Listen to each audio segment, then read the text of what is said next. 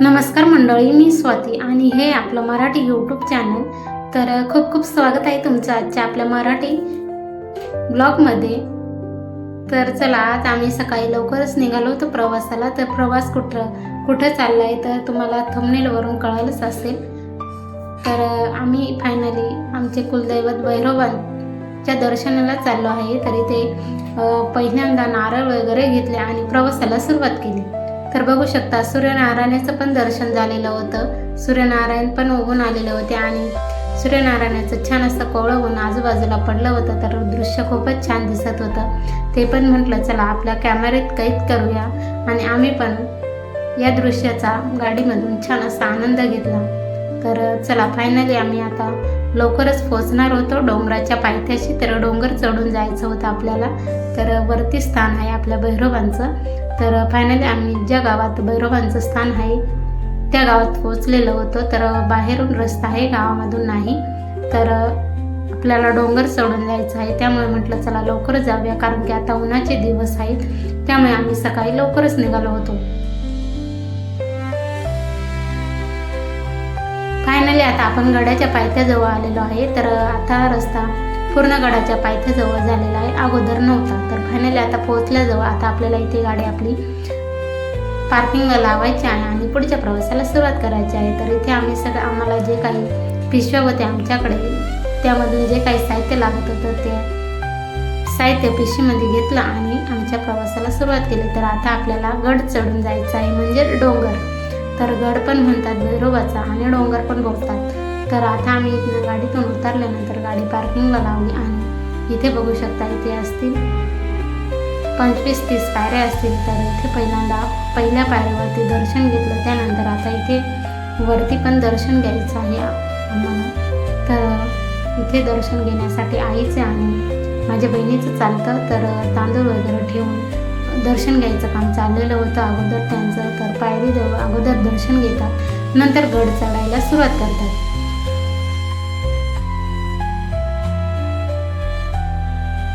त्यांचं दर्शन झालं, त्यानंतर मी पण दर्शन करून घेतलं आणि आमच्या सगळ्यांचं दर्शन झाल्यानंतर म्हटलं चला आता आपण गड चढायला सुरुवात करूया, कारण की ऊन होईल. त्यामुळे आपल्याला नंतर गड चढता येणार नाही, ऊन लागल्यामुळे आपण दमतो वगैरे असं काही.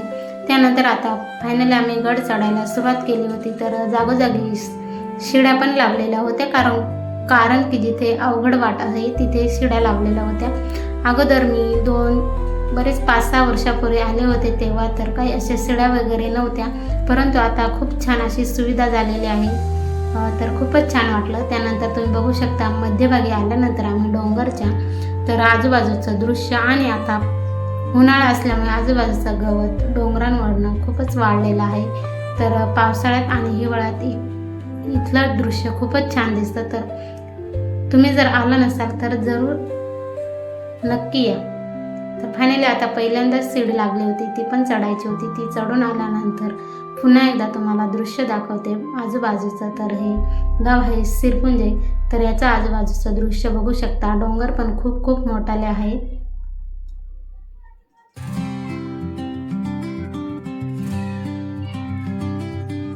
आणि आता चैत्र महिना चालू आहे. तर इकडे आमच्याकडे चैत्र महिना खूप मानला जातो, कारण की देवी देवतांचं दर्शन घेतलं जातं चैत्र महिन्यात. तर आपल्या भैरवाचं जो काही वार असेल आपल्या 7 वारांपैकी, तर रविवार मानला जातो. तर आज रविवारच होता. तर रविवारचं खूप सारी गर्दी असते. कोणी लहान मुलं घेऊन येतात दर्शनासाठी चैत्रीमध्ये. तर तसंच आम्हाला आमच्या दादूला आणि छोटूला घेऊन जायचं होतं, माझ्या बहिणीच्या. तर चैत्र महिना असल्यामुळे म्हणून आम्ही या गोष्टीचं नियोजन केलं की आपण भैरवांचं दर्शन घ्यायला जाऊया. तर फायनली आता बरंच चढून आलेलो होतो आम्ही आणि सूर्यनारायण पण वरती आलेले होते. त्यानंतर आम्ही आता वरती चढून आलेलो होतो, थोडंच राहिलं होतं काहीतरी. त्यानंतर बघू शकता इथे माकडं. फर्स्ट टाईम मी एवढ्या जवळ माकडं बघत होते. तर एका माकडाला आम्ही वेफर्स टाकले होते, आमच्याकडे एक असल्यामुळे, आणि एकाला टाकायला नव्हतं. तर त्याला वाटलं मला पण देतील म्हणून तो किती जवळ येऊन बसला होता. बघू शकता, काही घाबरत वगैरे काहीच नव्हतं.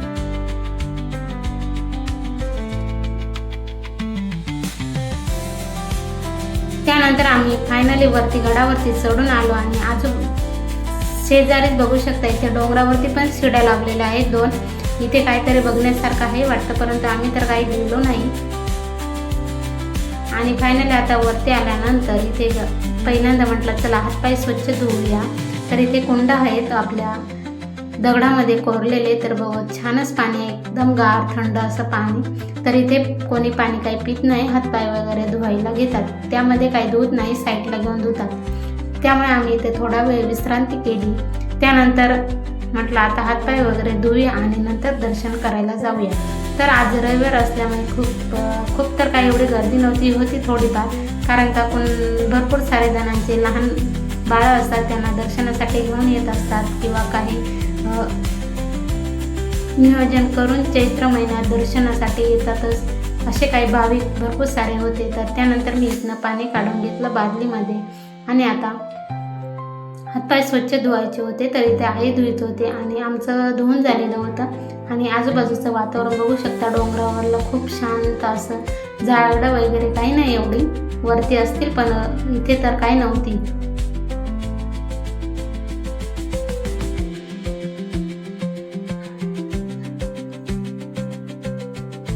त्यानंतर आता आम्ही हातपाय वगैरे स्वच्छ धुवून झाल्यानंतर आता म्हटलं चला दर्शनाला जाऊया. यासाठी माझ्याकडे दादू होता, आईकडे पिशव्या होत्या आणि माझ्या बहिणीकडे आमचा छोटू होता. तर असंच आमचं चाललं होतं आता इथे दर्शन घेण्यासाठी. इकडे बघू शकता बाजूलाच पण कुंड होती, इथे पण पाणी होतं. खूप वर्षापूर्वीचं इथं श्रद्धास्थान आहे, कुलदैवत आहे, तर खूपच छान आहे.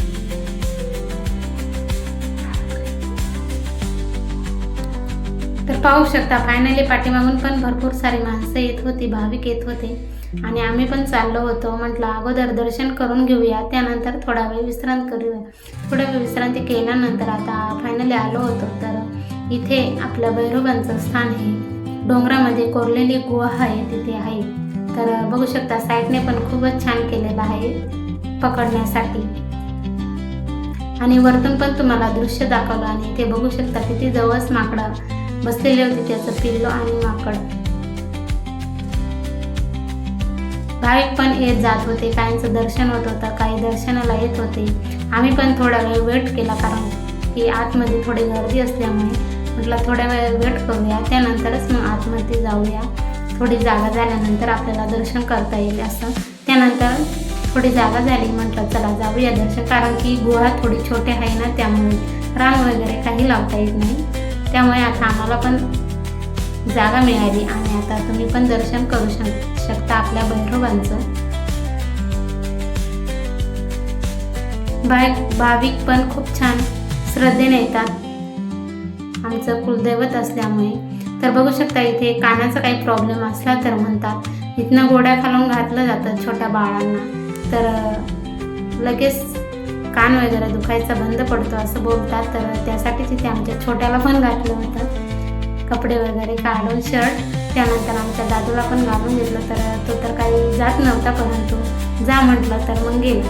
त्यानंतर फायनली बघू शकता दर्शन घ्यायचं काम चालू होतं. भरपूर सारे भाविक, जितके जागा होते तितके बसलेले होते, जास्त काही जागा होत नाही. त्यानंतर दुसऱ्या वेळेस दादूला तिथनं गोड्या खालून घालायचं होतं, तर तो खूप बळजबरी करत होता, नाही जायचं, परंतु लावलं. तर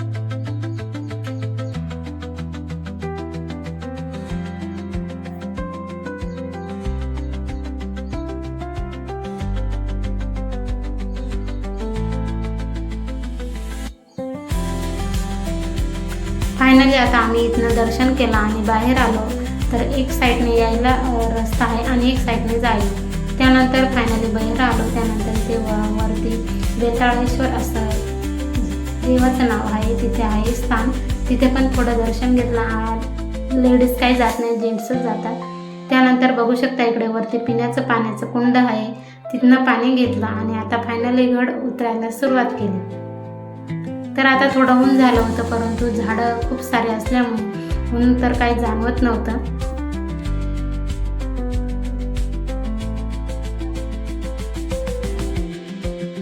तर आता उतरताना पण थोडं हळूहळू उतरायचं होतं, कारण खूप दगडं वगैरे असतात त्यामुळे. त्यानंतर फायनली आम्ही उतरत होतो तर काही भाविक येत होते, झालता होतं तरी पण ते येत होते आणि आम्ही उतरत होतो. तर आमचा एक फायदा झाला की थोडं लवकर आल्यामुळे लवकर चढून गेलो आणि उतरायला पण काही प्रॉब्लेम नाही. त्यामुळे फायनली आता पटापट उतरत होतो गड आणि पुढे पण आम्हाला जायचं आहे दर्शनाला. तर तो पण तुम्हाला ब्लॉग लवकरच येईल. तर व्हिडिओ कसा वाटला नक्कीच कमेंट करा, लाईक शेअर करायला विसरू नका. चॅनलवर नवीन असाल तर सबस्क्राईब करा. बाय.